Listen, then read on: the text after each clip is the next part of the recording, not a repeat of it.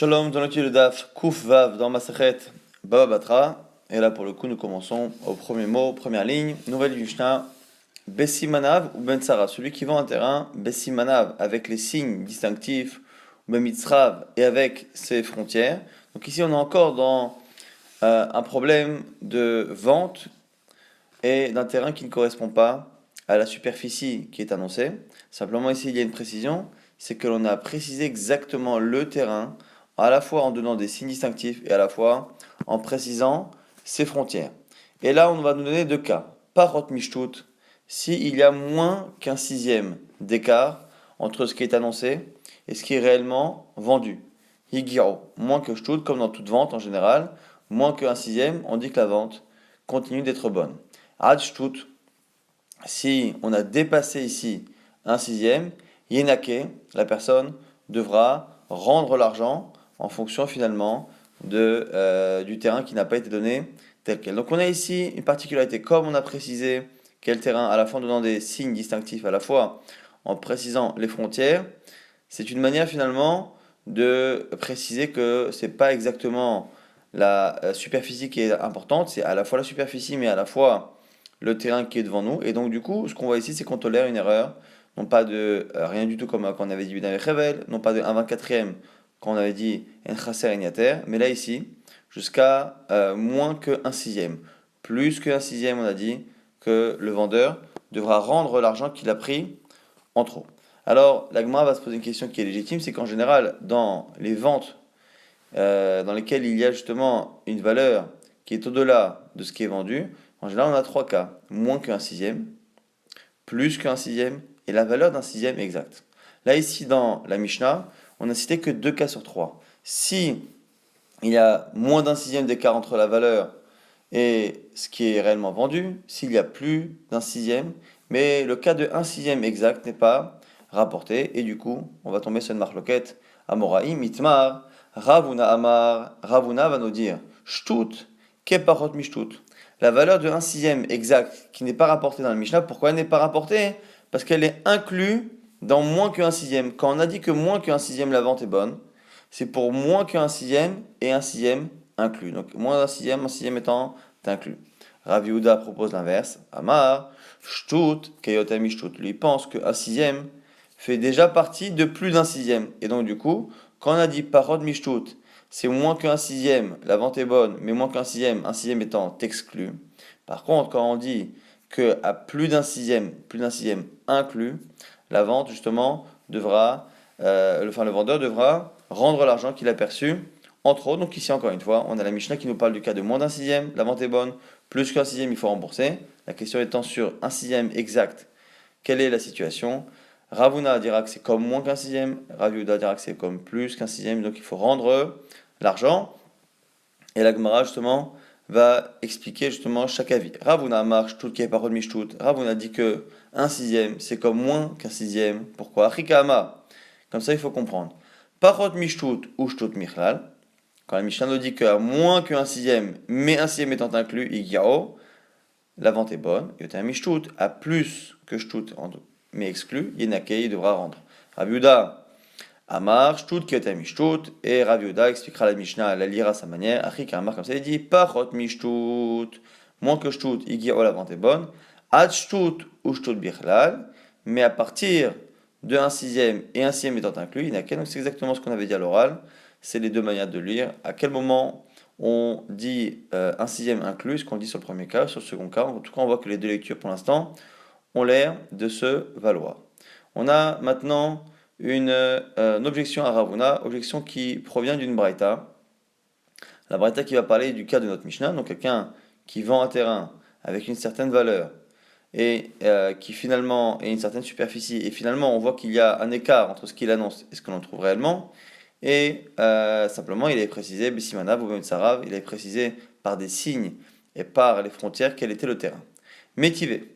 On a ici une braïta qui dit Bessimanav ou Sarav. Si la personne a précisé les signes distinctifs et les frontières du terrain, Piret shtut ou otir shtut. Et si finalement il a diminué de 1 sixième ou il a donné plus qu'un sixième que ce qui était prévu, Hu keshum adayanim. Hu keshum adayanim, ça a le même statut que shum adayanim, que l'estimation des juges. On verra exactement de quoi ça parle. Vegiro, et du coup, igiro, c'est que la vente est bonne. Alors, shum adayanim, ça fait référence à quoi? Ça fait référence à une estimation faite par des juges lors d'une vente de biens d'orphelins. On a parfois des enfants qui héritent de leur père et qui ont la nécessité de vendre une partie de l'héritage. Par exemple, pour nourrir la mère. La mère a le droit de se nourrir sur l'héritage du mari. Et donc les enfants qui héritent exclusivement du père ont la contrainte parfois de vendre une partie de l'héritage pour pouvoir subvenir aux besoins de la femme de leur père, qui est souvent leur mère, mais en tout cas de la femme du père. Que se passe-t-il lorsqu'on doit faire ça? On demande à 3 juges de venir estimer la valeur des biens que l'on va vendre pour ne pas que les biens soient vendus en deçà de leur valeur réelle et qu'il y ait une perte pour les enfants. Et donc du coup, on fait ce qu'on appelle Shumadayanim. Que se passe-t-il si on a vendu les biens en faisant justement une estimation par des juges, mais que les juges se sont trompés? Alors on dit là-bas qu'à partir de plus d'un sixième, on estime justement qu'il y a erreur. Et donc du coup, la Gemara va rapporter justement ça comme étant une objection à un des avis. Puisqu'on a dit que notre cas à nous, le Simana ou Metsara, celui qui va en terrain, en précisant le signe, et en précisant les frontières, finalement, on a dit que c'est comme Shuma Dayanim, ça a le même mode de fonctionnement que l'estimation des juges. À ce moment-là, et la Gemara ici précise sa question, Shuma Dayanim, des Shtut, qui est un Mishutu, et si tu regardes là-bas Shuma Dayanim, le cas là-bas des juges qui se sont trompés, là-bas on inclut dans plus qu'un sixième, on inclut un sixième et dedans. Et donc du coup, puisque la Braïta a comparé notre cas à l'erreur des Dayanim lors de la vente de biens des orphelins pour subvenir aux dettes et aux besoins de la mère, puisqu'on a comparé les deux, on devrait avoir normalement le même type de fonctionnement. De la même manière que dans le cas là-bas des juges, on estime qu'un sixième fait partie de plus d'un sixième, c'est inclus déjà, et donc ça fait déjà partie d'un nouveau statut. À ce moment-là, chez nous aussi, on devrait dire la même chose, et comprendre la Mishnah comme a compris Rav Yehuda, c'est-à-dire qu'il y a moins d'un sixième où la vente est bonne, et un sixième et plus d'un sixième sont dans la même catégorie où la personne doit rembourser. Alors la Gemara va répondre que non. Pourquoi? Parce que cette braïta-là pose problème quoi qu'il arrive. Malecha Ravuna te répondrait, Belita Amir, et selon toi, qui a l'air de trouver la comparaison entre notre Mishnah et Shumadayanim ne posant pas de problème, comment expliques-tu Hegiao Katani? C'est marqué que c'est marqué dans cette braïta que chez nous, Simena Bometsara, si vend un terrain avec des signes et des frontières clairement définies, si Pirechtut ou Tirchtut, il y a eu un rajout, on a enlevé un sixième, on a dit c'est comme l'estimation des juges, Igiao, la vente est bonne. Or, dans le cas là-bas des juges, lorsqu'on a dépassé un sixième ou qu'on arrive à un sixième, la vente est annulée.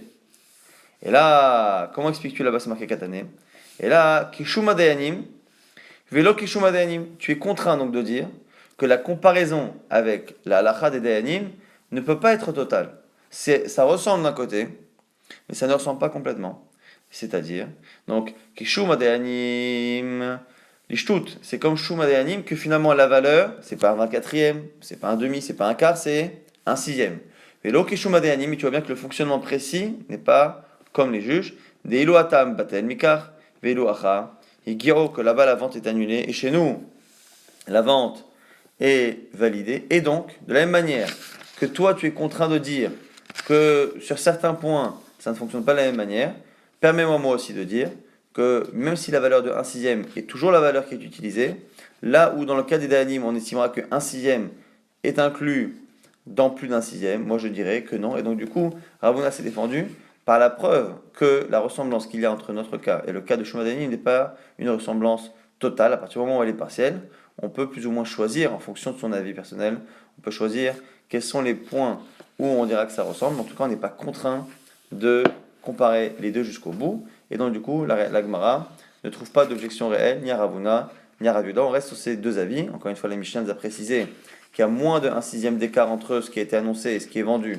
La vente est bonne. Plus d'un sixième, la personne, le vendeur devra rembourser. Un sixième exactement, on ne sait pas comment le mettre. Ravuna le place dans la catégorie moins d'un sixième, et donc la vente est bonne. Selon Rav Yehuda, on le met dans la catégorie des plus d'un sixième, et donc la personne devra rembourser. Personne n'a de preuve. Maintenant, la Gemara va rapporter une histoire de Rav Papa. Rav Papa, Zavan Aram Mao Gavra. Rav Papa a acheté un terrain à une personne. Et la personne qui lui a vendu, Amalé, lui a dit Avian Esrin, Gerive, Mashre. Il lui dit je te vends un terrain qui vaut Esrin Givire, donc dans les Mishre, les dimensions font Esrin Girive, donc 20 CA, c'est la mesure. Donc il lui a donné une mesure, une superficie. Velo Havai et là Chamesra, mais lorsqu'ils ont les deux mesurés ensemble, ils ont vu que finalement il n'y avait que 15. Atal et Kamé d'Abaye, et donc ils ont fait tout de même la vente. Et après, Rapapa vient et tente d'annuler la vente ou tente de récupérer l'argent. Atal et Kamé d'Abaye, il va voir Abaye. Amalé, Savart, Vekabilt. Alors Abaye lui répond à Rapapa, il dit mais dis-moi, tu as été au courant, tu as vu, tu as compris, Vekabilt et tu as accepté. Pourquoi viens-tu maintenant réclamer de l'argent alors que malgré le fait qu'il t'ait annoncé 20, toi tu as mesuré avec lui, tu as vu 15 et tu as tout de même signé dans la foulée, c'est-à-dire que tu étais d'accord d'avoir un terrain qui n'a que 15. Alors, Rafa objecte, il dit Veatnan, Pachot Mishtut Ingao, Veatchtut Inake. Rafa il objecte avec notre Mishnah. Il lui dit mais pourtant notre Mishnah nous dit que s'il y a un écart de moins d'un sixième, la vente est bonne. S'il y a plus d'un sixième, il faut que la personne rende l'argent qu'elle a reçu, qu'elle a perçu en trop. Et donc ici, puisqu'on est passé de 20 à 15, on a un quart, on a 25% d'écart, et donc la personne devrait me rendre, on a plus d'un sixième. Alors Abaye lui répond, il dit c'est vrai, mais la Mishnah parle d'un autre cas, Animile, Echad Elokim le Begave. L'Agma Abaye lui dit, mais la Mishnah parle d'un cas où la personne n'est pas au courant. On lui annonce une valeur, on ne mesure pas, il achète en tenant compte de la valeur que le vendeur lui a annoncée, et c'est au moment où il a fini déjà d'acheter et de payer qu'il se rend compte que finalement, il y a plus d'un sixième d'écart entre la valeur annoncée et la valeur réelle. Avalchad et Kimle Bagava. Mais lorsque l'acheteur est au courant, ça va avec Abid, il est au courant, il accepte, et à ce moment-là, la vente est bonne. Alors Rafapa maintenant tente une dernière objection. Il dit Vea Aisrina Mali. Mais que fais-tu de l'intention du vendeur? Le vendeur m'a tout de même dit 20. Donc, alors la question encore une fois, c'est Rafapa lui-même. Qu'est-ce qu'il a pensé? Rafapa, on lui annonce 20, il voit 15. Pourquoi il continue de penser qu'on va lui donner 20? Donc, il y en a qui disent que peut-être qu'il s'attendait à ce que soit on s'est trompé de mesure, soit si on ne s'est pas trompé, ça veut dire que la personne va lui donner 5 mesures, 5 CA par ailleurs. Et donc, le Rafapa dit, mais attends, lui, pourquoi m'a-t-il dit 20 alors que finalement, il n'y avait que 15? C'est forcément pour me donner autre chose. Amar les réponses d'Abaye, non, des Adifa qui a Esrin. Non, quand il t'a dit 20, c'est pour te dire qu'elle valait 20. Encore une fois, à l'époque, ici on parlait de terrain qui n'était pas utilisé pour autre chose que pour une production agricole. Et donc c'est pas la superficie en réalité qui intéressait les gens, c'était surtout le rendement. Et donc c'est pour ça que très souvent on parlait de baies de cours quand on mesurait les terrains, on les mesurait non pas en fonction de la superficie, mais en fonction de la quantité de graines que je pouvais semer ou que je pouvais récolter. Donc très souvent, c'était plus le rendement qui prenait le dessus sur la superficie. Donc explique à Bayer, la personne lorsqu'elle t'a dit que le terrain faisait 20, alors qu'en réalité en mesurant il faisait 15, et il est très probable que la personne était au courant que son terrain ne faisait que 15 en superficie, non pas 20, c'est parce que ce qu'il voulait te dire, c'est que bien qu'il fasse 15, il valait au niveau du rendement, il valait un terrain de 20. Et donc on peut comprendre pourquoi il a annoncé 20, même si en réalité on n'a trouvé que 15. Ça voulait dire voilà, je t'ai annoncé 20 parce que c'est 20 que tu vas récolter, comme 20, finalement tu n'as que 15. Et ici encore une fois, on voit que notre Mishnah, qui dit qu'à plus d'un sixième, on rembourse le surplus d'argent qui a été perçu, c'est lorsque la personne n'est pas au courant. Ici, Rafa pas était au courant et donc il ne peut pas réclamer le moindre remboursement. La Braïta maintenant l'Agma va rapporter une Braïta qui à court terme n'a pas l'air d'avoir de lien avec notre sujet, notre Mishnah, même si plus tard on verra quel est ce lien. Tania, on a une Braïta au sujet maintenant d'un héritage. On a deux moments lors d'un héritage. Lorsque le père décède, on a tous les biens du père qui appartiennent à tous les enfants de manière associative. Ils sont tous associés dans les biens du père. Simplement, personne n'est réellement propriétaire d'une partie plus que l'autre. Tout le monde est propriétaire de tous les biens qui sont associés. Lorsque l'on va faire une chalouka, on va à ce moment-là départager les biens.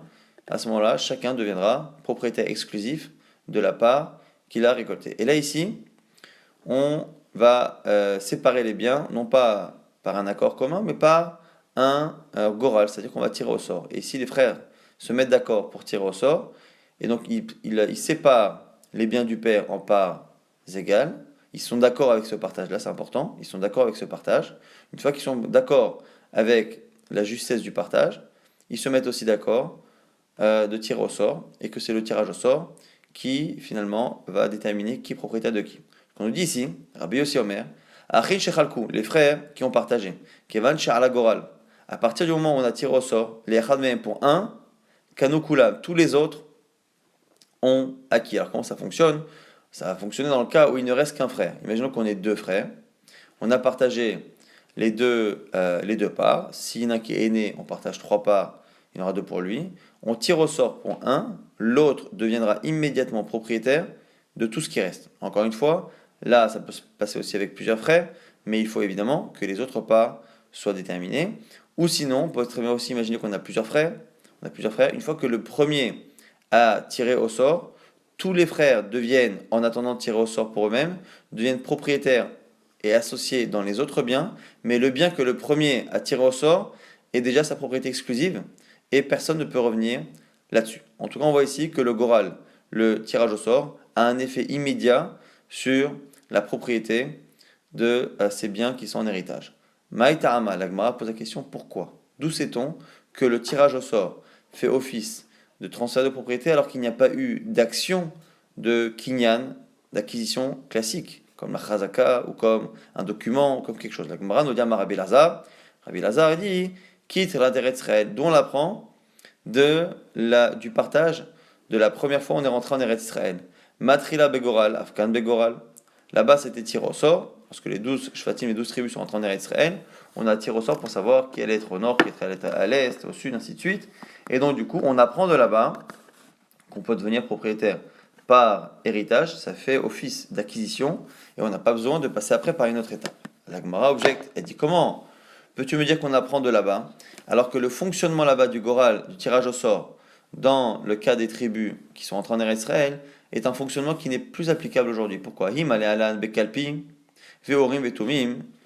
Alors si c'est ça, si on devait avoir un tirage au sort qui fonctionnait ici comme là-bas, on devrait avoir chez nous kalpi et urim vetumim. Afghan chez nous aussi, on devrait avoir les kalpi et urim vetumim. Alors, kalpi c'est un système dur dans lequel on mettait des papiers. Il y avait d'un côté des papiers avec le nom des tribus, de l'autre côté des papiers avec les 12 partages qu'on avait fait d'Eretz Israël, et on tire au sort l'un et l'autre, et à ce moment-là, on associe. Simplement, on dit également qu'avant cela, on avait tiré avec Urim et Tumim. Urim et Tumim, c'est le pectoral du Kohen Gadol sur lequel il y avait les noms des tribus, et donc il y avait des lettres. Et à l'intérieur du pectoral caché, il y avait un papier dans lequel il y avait marqué le nom de Dieu. Le nom de Dieu qui avait à l'intérieur permettait à ce que les pierres extérieures du pectoral, sur lequel il y avait le nom des tribus, ces pierres-là aient justement des lettres qui puissent s'illuminer pour donner des réponses lorsque on posait des questions au Kohen Gadol. Le Kohen Gadol posait des questions à ce moment-là, et on avait une réponse qu'on appelle une Minashamim qui venait du ciel.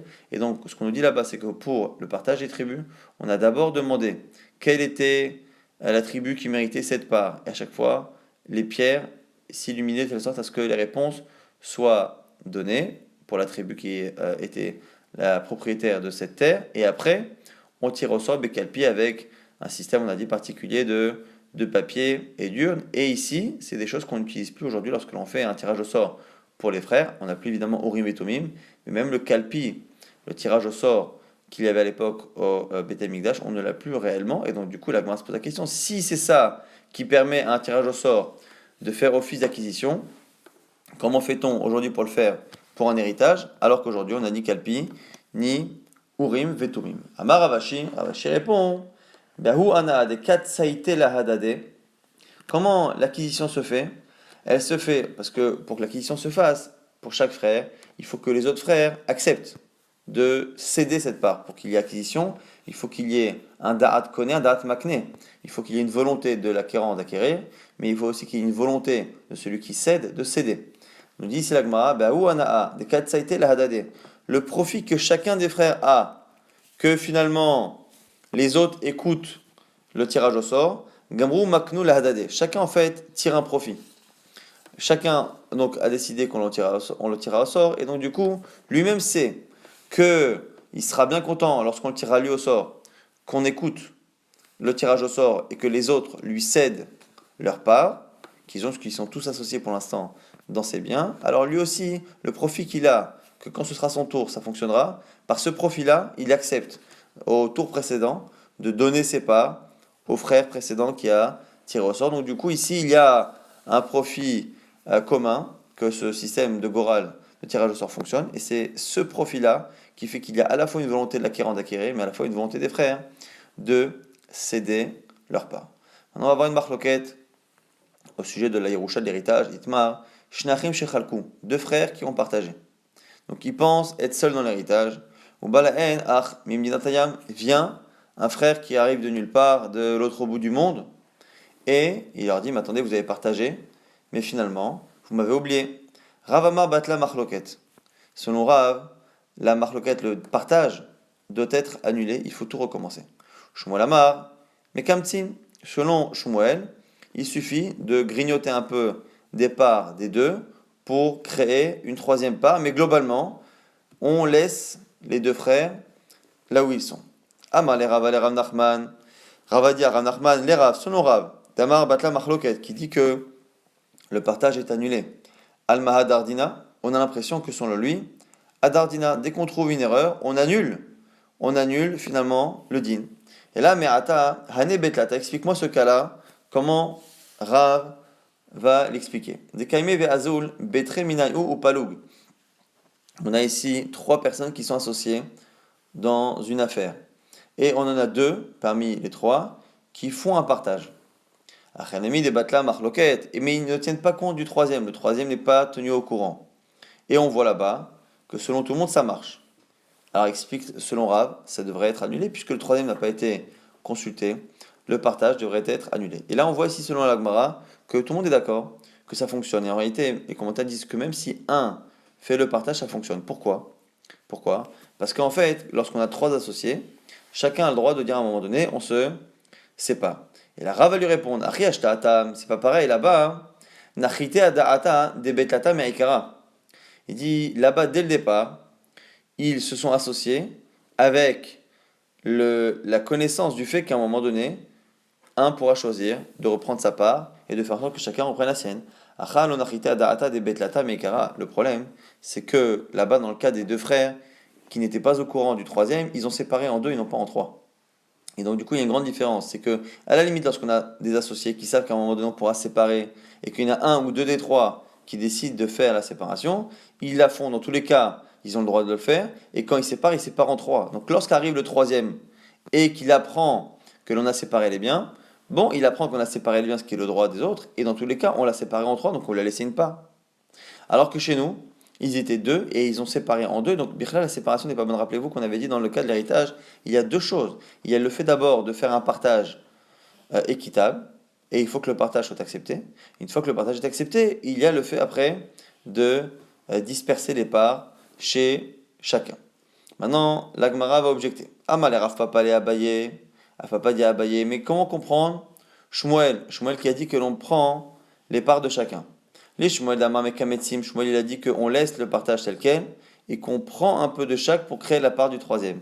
Les Mimrad et Kamdina, ça a l'air de dire qu'on estime qu'on laisse la chose telle quelle, même si le partage a été fait par erreur, on laisse faire, et on essaye de réparer en étant avec Kamdim, c'est-à-dire qu'on prend un peu de chacun pour donner au troisième. Les Mimrad et Kamdina, Rav ou Shmuel. Pourtant, Shmuel est d'accord avec Rav. Namret Avayuka, les deux disent, et c'est une halakha qu'on a vue dans le daf d'hier, Kor bishloshim ani mochalach, celui qui dit je te vends un corps de tes voies de récolte, une quantité, bishloshim, pour 30 slaim. Yachol achazorbo afilum, besa aharona. Tant qu'on n'a pas versé la totalité de la récolte, on peut annuler, chacun peut annuler la vente. Kor bishloshim sea besela ani mochalcha. Rishon Kanasi, par contre, il a précisé que dans les 30 slaim qu'il donne pour un corps, c'est finalement l'équivalent de 1 CA pour une Sela. À ce moment-là, c'est comme si on avait plusieurs ventes et on ne peut plus revenir dessus. Mais en tout cas, la première halakha qui dit que lorsque la personne vend un corps pour Shoshim Slaim lorsque on est en cours de livraison et de paiement, on peut annuler. Comment expliquer selon Shmuel qui a l'air de dire que non, une fois qu'on a commencé à faire quelque chose, on répare la suite.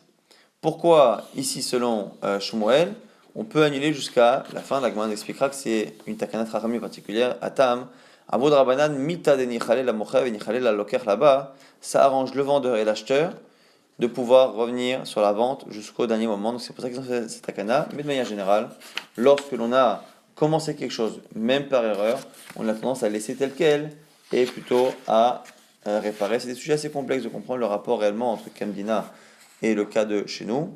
Mais en tout cas, c'est comme ça que la Gemara le comprend. On va rapidement résumer ce qu'on a vu dans ce DAF. On a vu qu'on avait une Mishnah qui disait que lorsque la personne vend un terrain et qu'il y a une erreur entre ce qui est annoncé et ce qui est réellement vendu, mais qu'on a précisé que c'était bien ce terrain avec des signes distinctifs et avec des frontières bien définies, ce qui fait que normalement l'acheteur devrait vérifier et donc est bien au courant que c'est bien ce terrain-là avec plus ou moins ses défauts. On voit ici qu'on tolère une erreur plus grande que dans les Mishnah précédentes. On avait vu que si on avait dit que l'on vend à la mesure, on ne tolère aucune erreur. Si on vend plus ou moins, on tolère jusqu'à un 24e. Là, ici, parce qu'on a précisé quel était le terrain et qu'on n'a pas dit de manière précise la valeur, à ce moment-là, on tolère. On a dit jusqu'à moins de 1 sixième, la vente est bonne. Plus de 1 sixième, la personne devra rembourser le surplus. Mais à 1 sixième exactement, la Mishnah ne parle pas. Et on a une marloquette Amoreim à propos de laquelle Agma n'a pas tranché. Selon Ravuna, 1 sixième est comme moins d'un sixième et la vente est bonne. Selon Ravuda, 1 sixième est déjà comme plus d'un sixième et il faudra rembourser. On avait vu également que lorsque dans la Mishnah nous dit qu'il y a plus d'un sixième, il faut rembourser, c'est lorsque l'acheteur, au moment où il signe, au moment où il conclut la vente, n'est pas au courant de l'erreur. Si par contre, on a un cas comme le cas de Rav Papa, où Rav Papa a entendu qu'on lui vendait quelque chose qui avait une superficie de 20, mais finalement, avant même d'acheter, ils ont mesuré, ils ont vu 15, c'est lui qui a pris ses responsabilités, et il a accepté finalement que la chose ne valait que 15, même si la personne l'avait annoncé 20, même si on voyait qu'il fallait tout de même que le vendeur ait une excuse pour avoir dit cela, et par exemple le fait de dire par exemple que même s'il n'y en a que 15, dans le fond, ça vaut au niveau du rendement un terrain de 20. Une fois que la personne a une possibilité d'expliquer ses paroles et que par contre l'acheteur n'a aucune raison de justifier son erreur puisqu'il avait mesuré, il avait vu qu'il n'y avait pas les 20, à ce moment-là, on n'applique pas le cas de la Mishnah qui disait qu'on rembourse l'argent qui a été perçu en trop. On avait vu également que lorsque des frères partagent un héritage, c'est le goral, c'est le tirage au sort en lui-même, sans action postérieure, c'est le tirage au sort qui détermine l'acquisition à la fois de celui qui a pris le papier et qui a été tiré au sort, mais à la fois des autres qui naturellement, par opposition, deviennent propriétaires des autres parties, même s'il n'y a pas eu de Maaseh Kinyan. Pourquoi on avait dit, au final, en conclusion de la Gemara, certains voulaient dire que c'était une ressemblance par rapport à la Yerusha, au tirage au sort d'Eretz Israël, mais la conclusion de la Gemara avait l'air de dire que c'est parce que finalement chacun est gagnant dans cette histoire, et que celui qui va être tiré au sort dans quelques minutes est bien content que quand il tire au sort, il devienne propriétaire, et donc du coup lui-même joue le jeu, et quand son frère, au départ, tire au sort, il accepte de lui céder les parts qu'il a dans cet héritage qu'on est en train de départager. On a vu après une marque entre Rav et Shmuel. Lorsque l'on a deux frères qui font un partage d'héritage sans tenir compte d'un troisième qui débarque après, est-ce que lorsque le troisième arrive, on annule tout le partage qu'on a fait jusqu'à présent et on recommence à zéro et on fait trois parts et on recommence tout, ou selon Shmuel, on laisse tel quel, simplement on grignote un peu dans les parts des deux frères qui ont partagé pour créer la part du troisième, et la Gemara a objecté à l'un et à l'autre, mais finalement n'a pas l'air, pour l'instant en tout cas, d'avoir tranché ni comme l'un ni comme l'autre.